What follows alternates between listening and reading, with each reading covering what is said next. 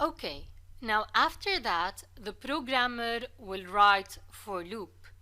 We need the for loop in order to split the two names. For is the word that means we need to create a for loop. We want the index to start from 0 to len full name. So we want the loop to start from the first box that is in the string until the entire length of the full name. As we said, len is length. The user's input of the full name is Frida Smith. What is the length of Frida Smith? The length is 11 including the space. Remember, we will include the space. Let's count. Since the first index is 0, so we will start with 0 when counting the characters in the full name.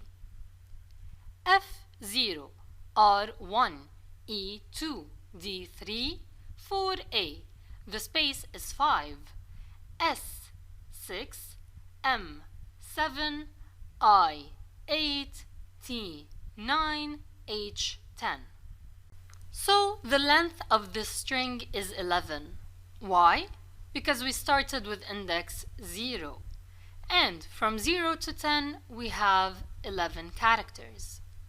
In this code, we are asking the program to move from 0 until the entire length of the string -1. Why -1? Because we started with 0.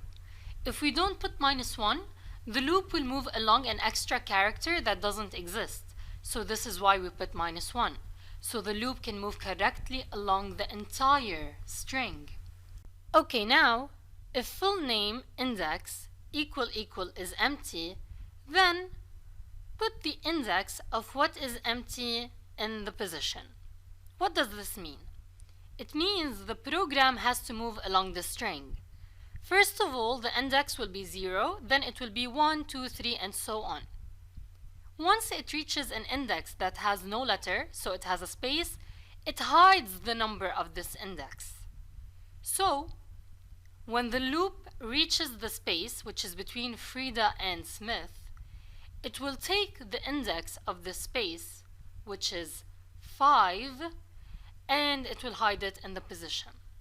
As you can see, this index is 5. Why? Because when you count the indexes from 0 to 10, space is in index 5.